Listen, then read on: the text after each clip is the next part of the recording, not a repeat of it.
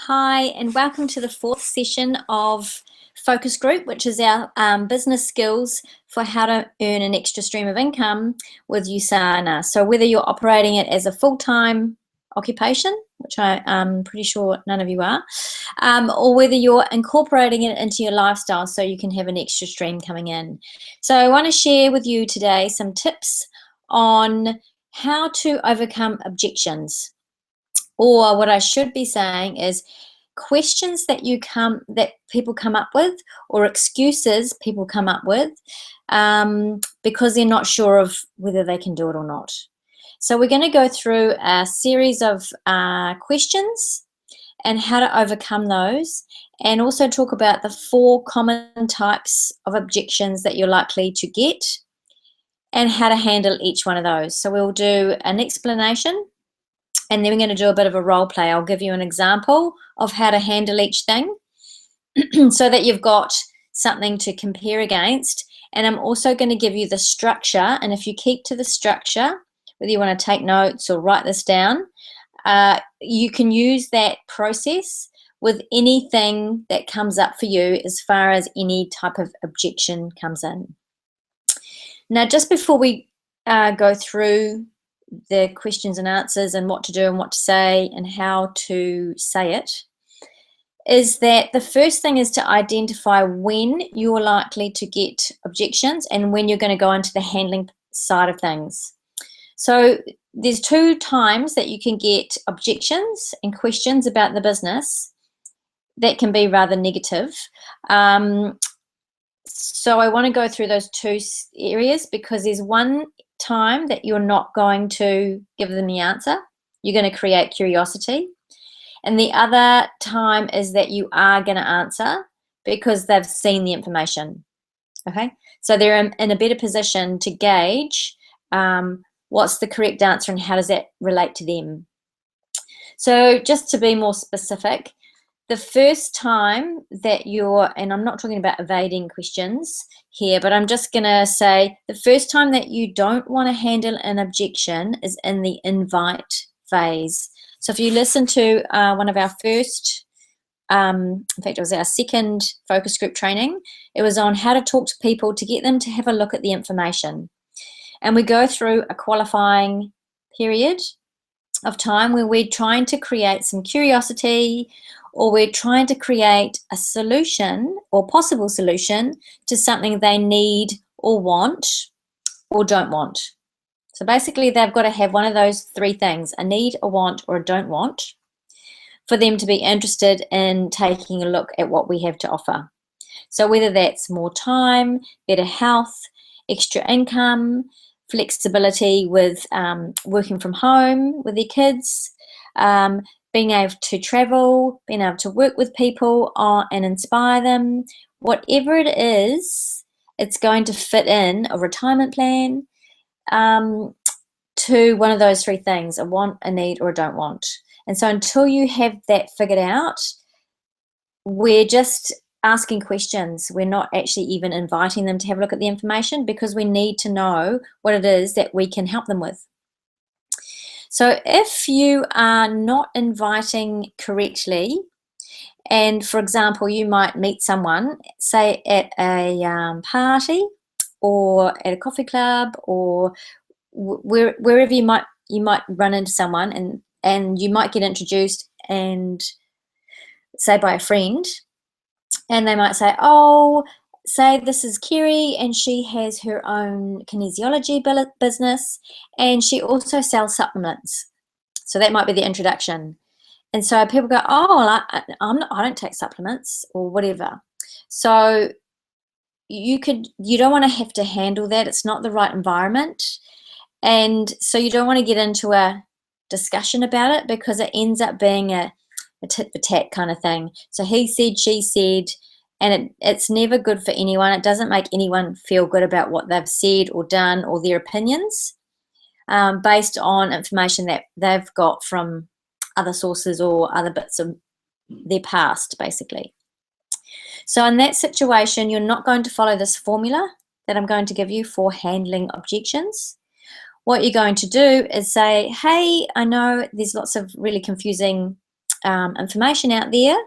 So I get where you might be coming from. You know, have you ever taken supplements before? You might start a conversation to, find out more information.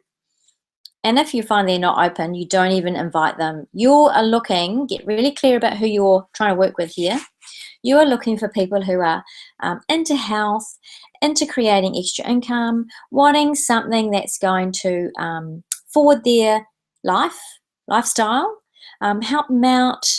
You want them to be fun and amazing and empowered. You don't want, that's a stupid idea. You kind of don't want those people on your team, because then they'll do that to everybody else, and they are suited to a job. And we are looking for people who are go-getters, smart, savvy women who have different needs. Okay, so you be really clear about who you're wanting to attract and who you want to work with.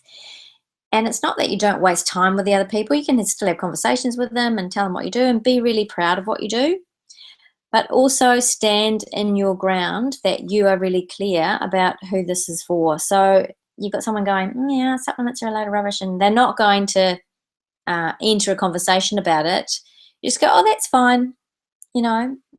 Obviously you're into something else, and that's great. What do you do? So just shift the conversation. So you're not evading stuff, it's just you're shifting the conversation. They're not going to be interested in what you've got to say, so don't try and convince them. We're not into convincing, we're into offering solutions. Okay, so the second time that you are going to overcome the objection is when they have seen all the information.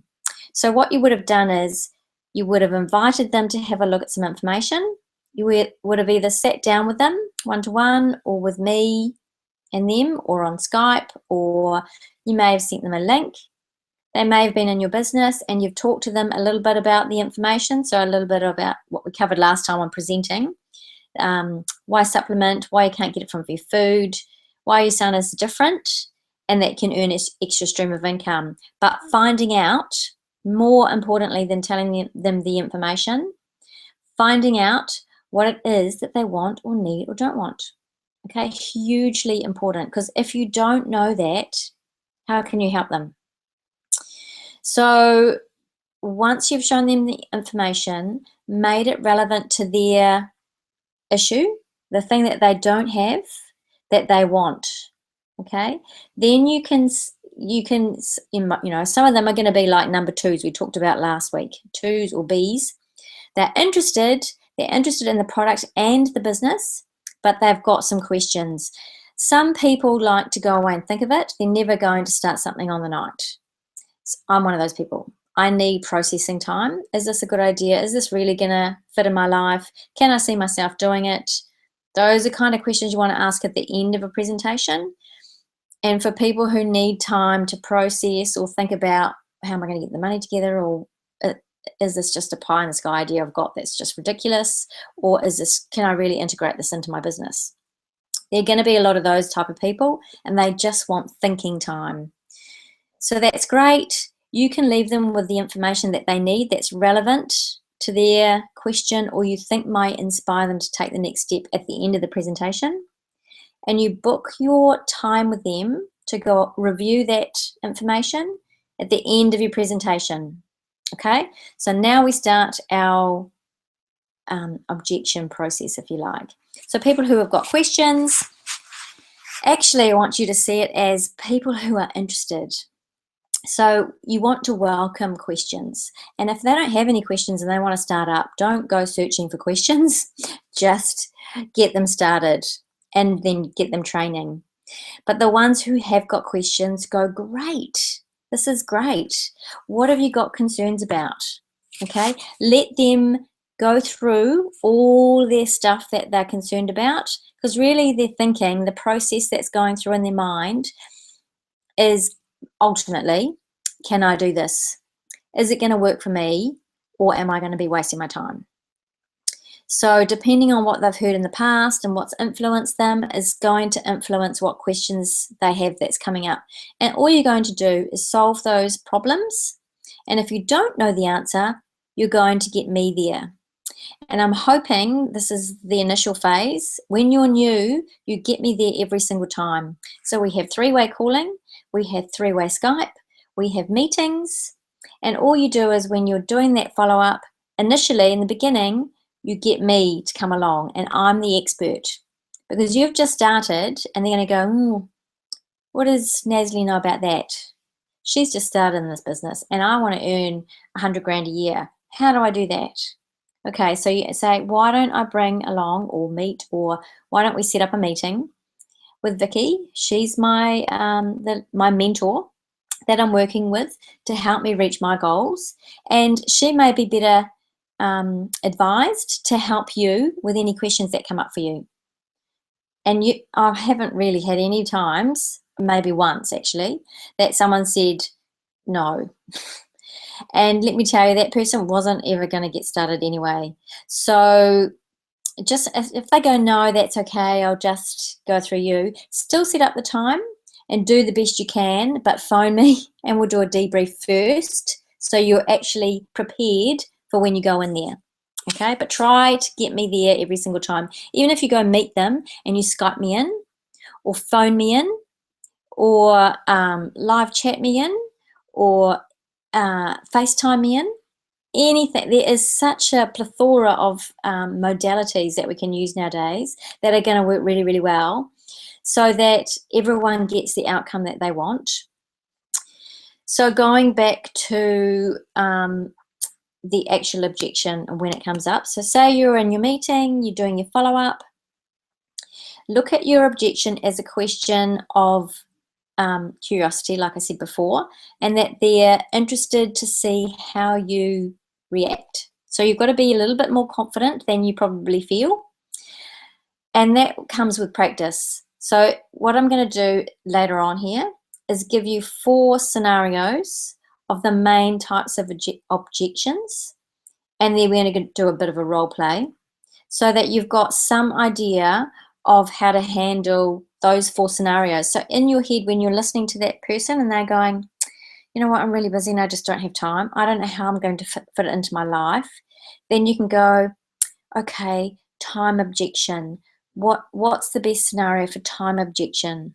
Okay, all I need to do is run through those options. Okay, so which we're going to do a little bit later on. So I'm wanting you to have a strategy around handling stuff so that you feel more confident talking to people, because some people like to know the process from start, then middle, then end, and then training before they actually even start. So if you're one of those people, let's get through all the information so you can just start, and then you'll see, oh, actually, this is way easier than I thought. So let's be solution orientated rather than being right. And the difference there is that they will quite often have concerns that are really genuine to them, and they're just verbalizing it. So it's really important for you to listen, to clarify what you've heard, because you may be on a different tangent or a different page from what they are, and you might be meaning 2 completely different things. So you do need to clarify, and then you need to make it valid for that person. So say someone is really busy, and this was something that I said to my lady when I was under. I said, I am super busy. I'm already working 60 hours a week. I've already got my own business. I have got 2 kids that I'm running around, and my husband travels all the time, and he's out of town, overseas or out of town. And I work nights. I haven't got any spare time, literally.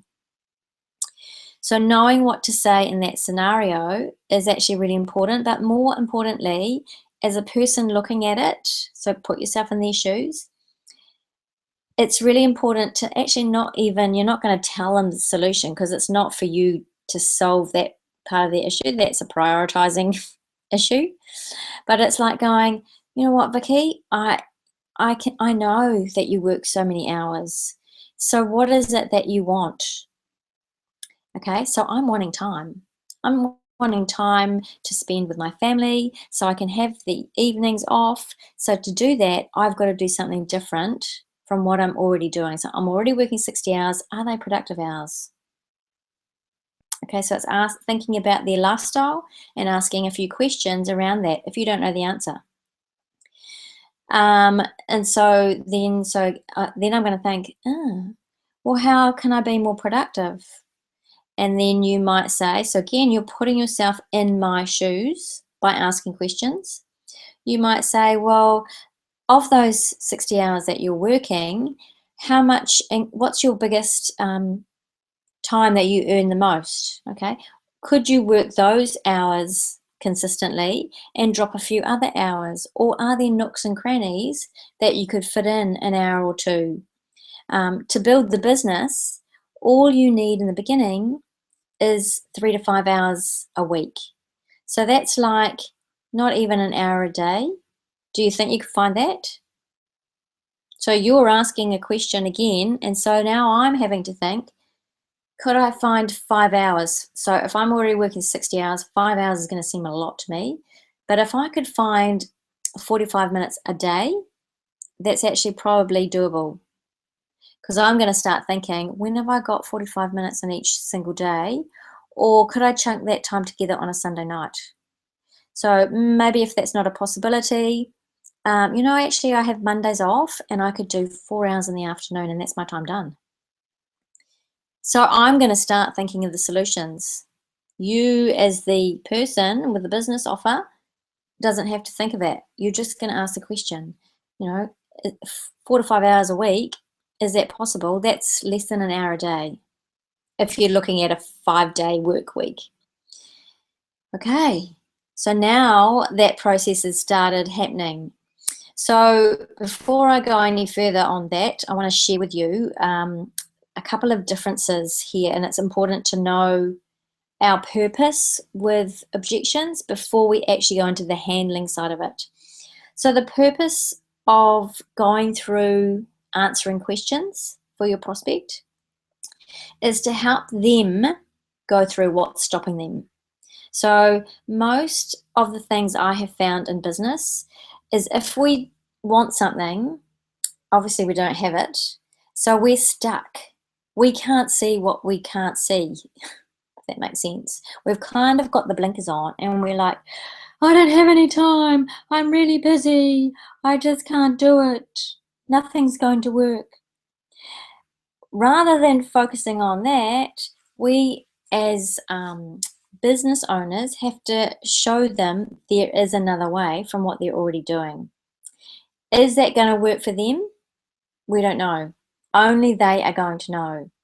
So you just offer the solution, what they need to do, and it is up to them to make a decision about if that's the right timing and if that's the right opportunity for them. It is not, the objective is not to get them in your business and then forget about them. Definitely not. So it is better for you to create a customer who's using the products than get someone into your business if it's not what they want. So if they're like, oh, I can't do this, because what they're going to do is then tell everyone when it doesn't work because they haven't worked it, that it doesn't work.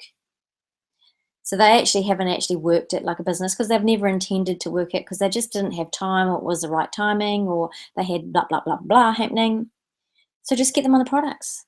They see it as a great opportunity. Why don't they get on the products, experience for themselves, touch base with them, make times to follow up, see how they're going, if there's anything they can help them with. If things change and they then decide that they want to do it to earn extra income, or to even become a referral associate, so they're still earning money, commissions, then they come back to you and you just keep that door open and you keep growing the relationship.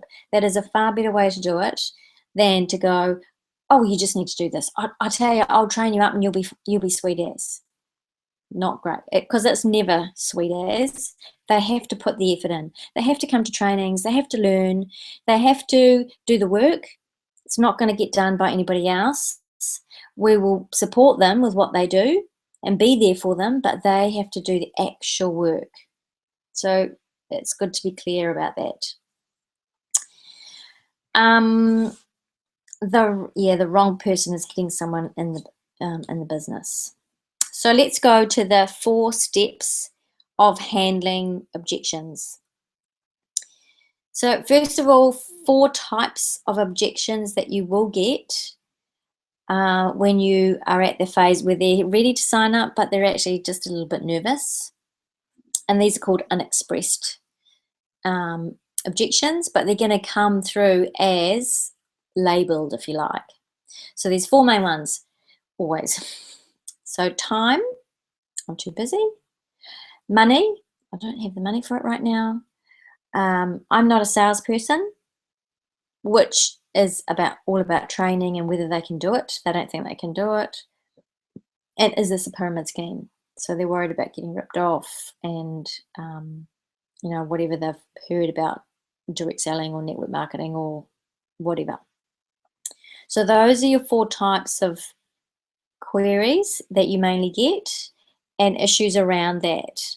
Okay, so this is the process that you're going to use, and it's another 4-step process on how to handle each of those questions. And it's the same formula, but of course you're going to say something different. If it's time, you're going to say something different for is it a pyramid scheme? So the first one is someone comes up with an objection. Oh, it sounds really good, but I've had to think about it and it's not for me. Okay, that is really an objection that would be, if you're looking at those 4 categories, I'm not a salesperson. Okay, that's what I would hear if I heard that. But I need to clarify that. Okay, so your second step is to clarify what they mean. Really important. So number 1 is listening to what they're going to say. Number 2 is clarifying that you're both on the same page. You've understood what they've said and the meaning behind that. And then the third step is you're going to make that question valid for the prospect. And then the fourth step is you're going to handle it in whichever way you feel is right for the to help them move forward towards their goals. So in the forefront of your mind, you need to get into their lifestyle and what they've told you they want, don't want, or need. Okay? So you're always thinking about that want. So first of all, they're going to come up and they're going to tell you what they've changed their mind, they don't want to sign up, or they don't want to get started, or they want to wait a bit because it's not for them. So you're going to go, oh, that's fine. Just out of interest, what's not for you? What do you mean? You're into health and fitness and you love this and you loved blah, blah, blah, whatever they loved about it, they said that they love. So you got to be listening when they're showing the information. What's not for you? Okay, and then they're going to tell you, oh, I don't have the time, or I don't have the money, or I don't.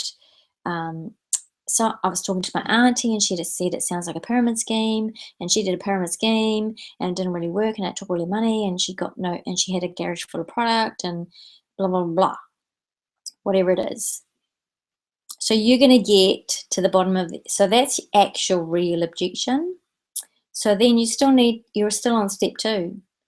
You need to clarify, okay, so your auntie said that it sounded like a network marketing opportunity, which it is, but it didn't work for her because she ended up spending all the money and a garage full of products.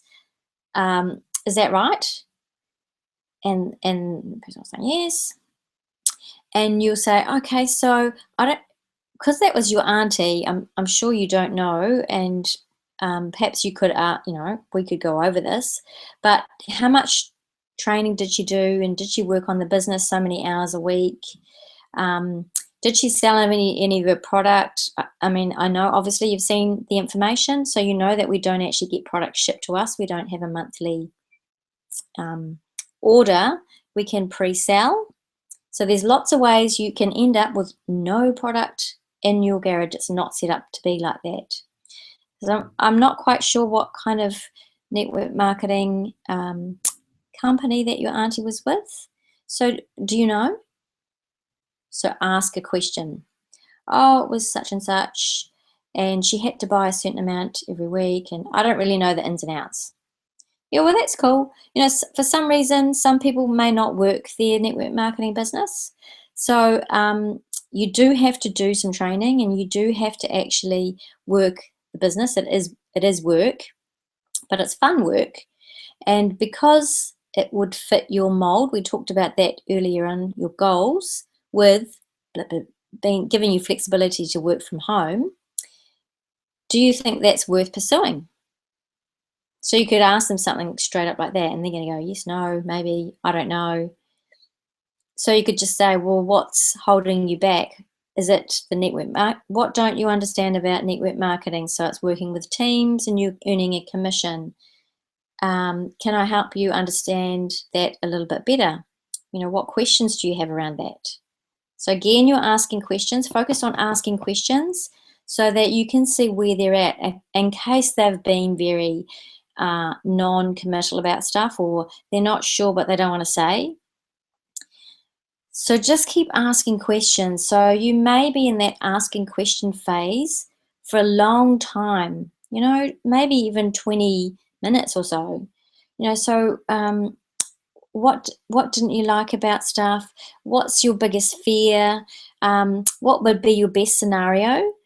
If you started this business, what would be your best scenario? How much time have you got to put into it? Do you want to do some skills-based training so that you know what to do? Did you know that we have a mentoring program that we do and we see you through so you're trained?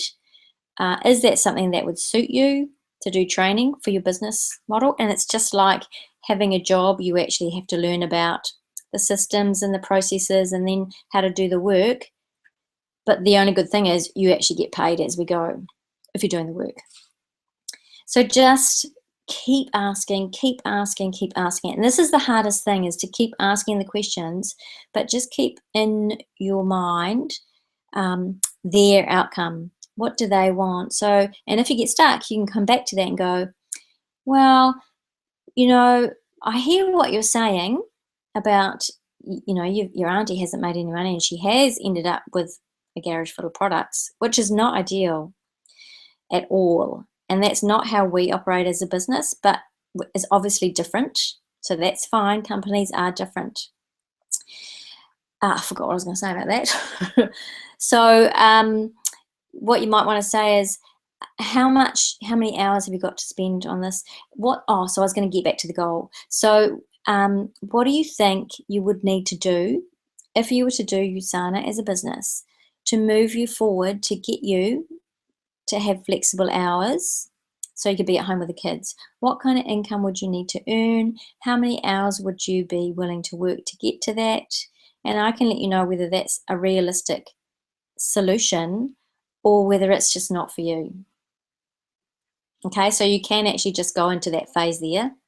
If they're going around in circles and you're not sure what questions to ask, you're kind of stuck. Go back to what they want and ask them what's stopping them from moving to that next level, or trying something to get to that next level, or what would it take for them to get to that next level? What kind of opportunity would it take to get to that level? Of course, and then once you've got all those questions kind of out, you're on the same page, you know what they're scared of, then you can actually validate it and handle it. So with the network marketing objection, you might go, you know what, I get that you don't want a product, you don't want a garage full of product. I don't want that either. So this is where we do our training.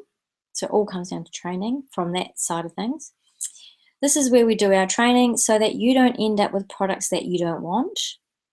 And we teach you to on-sell your auto order, which is your monthly commitment if you don't have the money for it, or you use it as consumption. So you buy products that you'd normally buy from the supermarket and health food stores, and it becomes a business expense. So as far as the garage full of products goes, I hear what you're saying. I don't want that for you, and we are not set up like that. So let's see how we can go through and get this so that you can be at home with your kids. Okay, so you can handle that objection, and usually in that scenario you're going to have to ask another question.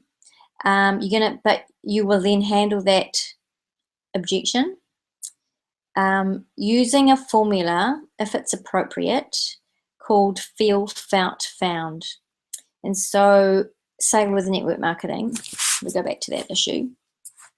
You might say, if you've had this before, if you haven't, you can't say this, or unless you've heard it from someone else. So say, I might say, you know what, I know how you feel. I would certainly not want a garage full of products, apart from it would drive my husband insane and I'd be tripping over stuff and it's more money going out, right? So you're actually validating in that scenario. And then you're going to go, but what I found, the really cool thing about doing this system is that everyone orders from you and orders get shipped directly to them. So you don't have to order in and then deliver. So your garage is not filling out with stuff that people change their mind on. They have to pay up front, and they're paying Usana direct, not me. I don't have to collect the money. I don't have to collate the products. I don't have to put them all together and then get them out to them or get them to pick up and be home. It just gets shipped out to them straight away. So there's no opportunity for me to have stuff in my garage, which actually makes me just focus on who can I help with these products. So see how it takes them to that next phase. So that will be handling that. Now, if I haven't handled that enough, if I haven't answered that question or that concern enough, they will come back to me and go, yeah, but what about blah, blah, blah. Okay, so then you go through the same process. Well, it sounds like you're concerned about such and such with that. Is that right? Yeah, also tell me a bit more about that. What do you mean? You know, and so it will go on, but each time you get an objection, just make sure you know what they mean first before you jump in and answer it. Because yes, we'll have the answers, but you don't want to jump in too quick because they'll be going, I wasn't even talking about that. And so some people will say, oh, I wasn't talking about that. 90% of people will go, oh, okay. And they'll just go, oh, she wasn't listening. She didn't get me. This isn't for me. Nah. So you want to make sure you're really clear about why they're saying what they're saying and how it relates to that problem and the goal, basically. So that's your 4-step process. Listen carefully to what they've got to say and what the question is. Confirm the understanding and repeat it back is usually the best way, and try and do it in your own words so that if you're thinking it's something, say that, and if they go yeah or no or well actually, then make the question valid to the prospect. There's nothing worse than saying, oh, don't be so ridiculous. That would never happen to you.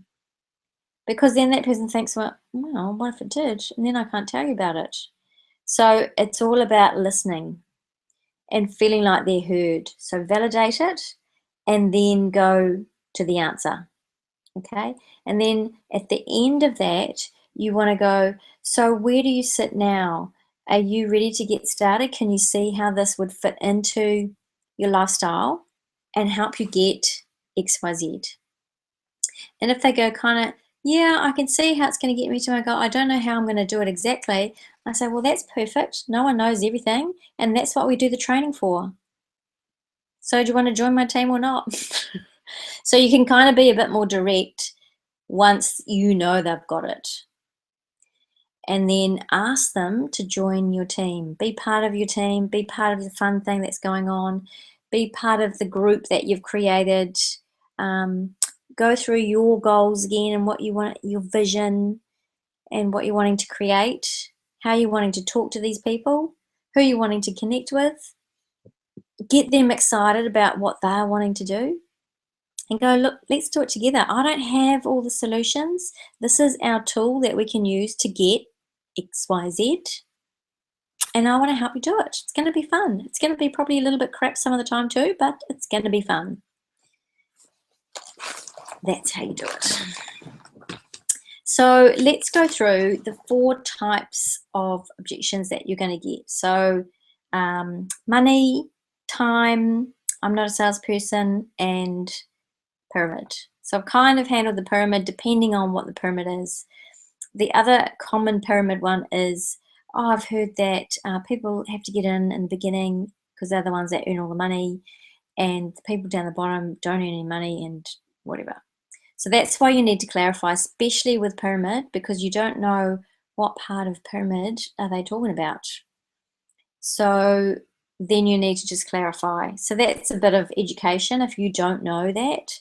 So for example, you might say, okay, so what you're talking about is you're saying that if you you're not the first person to sign up for this opportunity, then you're not ever going to earn big money. And they'll say, yeah. Okay, so just as a comparison, I can see where you might think that, because in the old school it does look like a pyramid. But can I show you something? So now I'm going to educate and I'm going to give them the answer. So they'll go, yeah. Okay, so draw out a triangle. So they draw out a triangle or a pyramid. And then do, say, 3 layers, okay? And so we're going to do a corporation like, and I used to do in New Zealand, not relevant for you guys, but maybe Qantas. So Qantas, you've got, at the top, you've got the CEO, and he earns the most amount of money, right? Yep. Then you're going to have all your managers, so your sales manager, your marketing manager, your PR manager, your HR manager, all that kind of stuff. So they're all your managers. So they're going to earn not as much as the CEO, but pretty good money, right? Yep. So they may be the next level down. Yep. Then you're going to have your sales team, your marketing team, all your hostesses and workers basically, in the next level down. Yep. Okay, then the next level down is going to be all your cleanup stuff. So cleaners and people who do the food and all the things that come along with trying to keep that system and business operating. And they don't get paid very much. Yeah. Okay, so you think that down the bottom here is where you're going to be and you're not going to get paid very much. Correct. Okay, so what I know to be true is that this could be any business, any corporation, any government system, and that's pretty much how our economy runs, right? If you look at it like that, CEO, managers, staff, and then cleanup staff, kind of basically. Yeah. So they might not have thought of that before, and so that might be one awakening. And then, so what happens with Usana and how we pay out is it's not relative to when you started up. It's more relative to what work you do and how you work in a team environment to create success for you and for your team, because you get paid on sales volume of product going through your organization.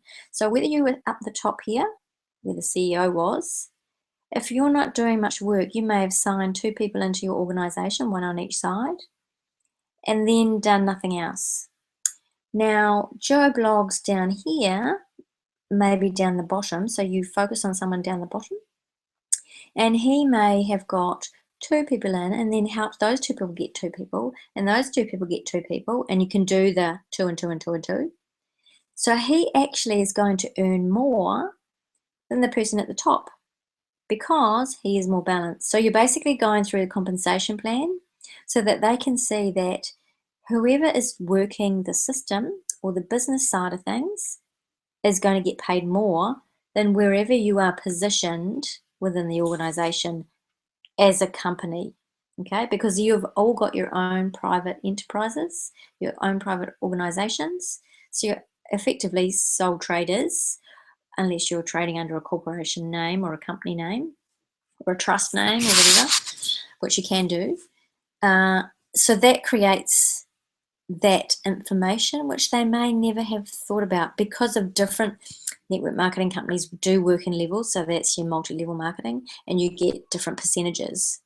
So we don't work like that. So that is a point of difference for us, and we need to make that clear, and it's a valid question for them to ask. So then you could say, you know what, does that make sense? Does that, do you feel confident that that's not going to happen, that you need to be at the top? That you actually only need to focus on learning the skills so that you can do your work best, so you can coach and duplicate, so you can have, and you go back to the goals, X, Y, Z, which is what you want. Yes. Okay, so see how that clarifies. So some of your solutions are going to be things that you don't know yet. So that's where having me there in a scenario when you're doing a follow-up is going to help, because then you can learn from what I'm saying as well as they're learning at the same time. So you're not doubling up any information. So then you're going to know for next time and you just say the same thing. Okay, so we've addressed money. No, we've addressed time because we did that in the beginning. We've addressed pyramid. We've addressed, so now we're going to go into money. So what if someone says, oh, I'm really interested, but I don't have any money right now. So you can say, oh, that's cool. Most people don't have, $400 to $800 sitting in the bank, and that's why they're obviously looking for an opportunity. So you're validating and you're listening, okay? So just to clarify, do you mean the startup cost? So that's your one-off cost when you buy into the business, or are you talking about the auto order, which is your monthly continued expense, which you can write off as a tax expense, but it's still money coming out every month initially? So you want to clarify where they're talking about, because some people will just totally be focused on that 4-weekly cycle. Oh, where's the money going to come from? Some people, on the other hand, were going, I'm not going to worry about that because I know I can get customers, but I don't have, the $450 to start off. So I'm broke, I've got no money. So there is strategies around getting people to do it if they are wanting to do it, okay? If they can't be bothered and they don't have the money, do you think they're going to go from here, not having the money, not having $450 to invest in themselves? And I use that word invest rather than cost, to get them to here, because it is going to take work. And so once you've clarified what it is and say that it's the startup fee, then you go, okay, well, I get that. Most people don't have that money sitting in the bank. And that's why I've come to you with this opportunity, because I know you need extra income. So are you open to looking at options on how you can get that money? Well, yes. Let's say they say yes. So you go, well, there's a couple of scenarios. Most people that I know put it on their credit card, because one, people think, oh, I don't know, I could pay by credit card. Or we do a strategy around what's going to work for your market, who you're going to attract, and do some events, so some workshops. So whether that's Sanse parties, healthy mixes, grand openings, those are the main ones that work really well. The Sanse parties work really well. And another lady actually recently did this. She got a whole lot of people together who wanted to do reset. So if they want into losing weight, you can go, why don't you get 5 friends to do reset with you and buy some extra product, and you can all do it together as a group. You'll get some good testimonials, you'll get some good experience going through the process, and that will be enough to start you off. So you can then come up with a strategy to get them started, but it has to include a bit of work.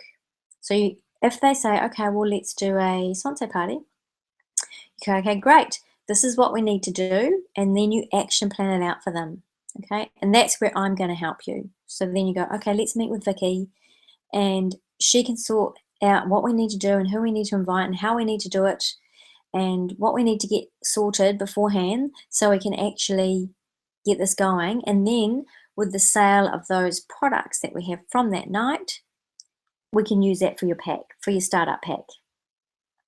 And so then they go, oh, okay, all I've got to do is have a party. That's easy. So if they say, oh, no, I don't think that's for me, then you go, well, what do you think would work for you? And how long do you think, that might take? Do you want to review in 3 months? When you've got some money, what are the steps that you're going to take to get the money, or do you think this is not for you? So you can put it out there, because the other thing is, if they go, oh no, it's not for me, I've changed my mind, you go, well, great, at least you looked at it, and if things change, we'll keep in contact. If you want to buy products, we can go through products that you might need. Or if you know of someone else who might be interested, then we can go through the same strategy of getting them the income by doing parties, or they can get started straight away. So there's never a dead end, but I want you to feel comfortable asking about that money side of things rather than going, oh, I just don't have the money. Like when I started off on a pack that was was it $3,000 or 15? Yeah, it was $3,000. We don't have that pack anymore. And I just thought, ooh, okay, well, I'll have to whack it on my credit card. They went, okay, that's fine. And then I was motivated then to sell because I had loads of product then, which I wasn't going to consume. And I knew I had a 4-weekly auto order going out. So I was like, in a month's time, I've got to get rid of this stuff. So I had parties, I did stuff in my clinic. I worked to get rid of that product. And it meant also in that first month, I had to do a lot of training. So I knew what I was talking about. So I was motivated to move it. Sometimes we have to have what's called skin on the table. We have to almost be in that can't afford it thing to make us motivated to actually create the result, because that's ultimately going to take us from where we are here stuck towards where we're going to want to be. Okay, but we have to do things differently to get there. So this gets you on that track. The last one is I'm not a salesperson. Now, when they say I'm not a salesperson, and my mum said this actually, and she's an associate. So before she even signed up to be an associate, and she uses loads of products, is that I'm not a salesperson is really saying I can't sell. I'm not sure about this product. I don't know how it's going to go, and I don't want to be talking about it and recommending it to people when I'm not sure I believe in it myself. So that's what it's really saying. So I'm not a salesperson.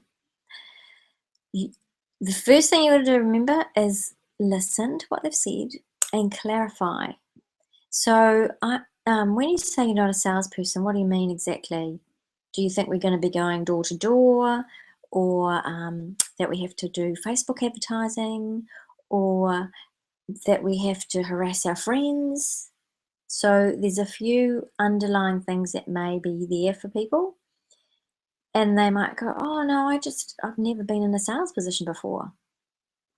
And then you can go, oh, so you're just worried about how to talk to people about the product. Yes. So you've clarified, you've heard them, you've understood, and you're on the same page. Oh, I can understand how you think about that, because I think most of us as human beings think that we can't sell.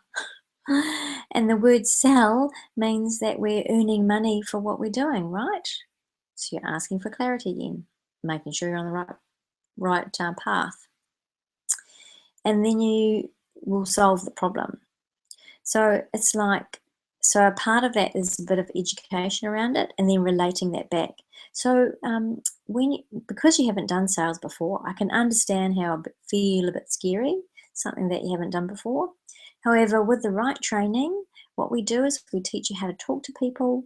You learn about the product so you know what is right for each person.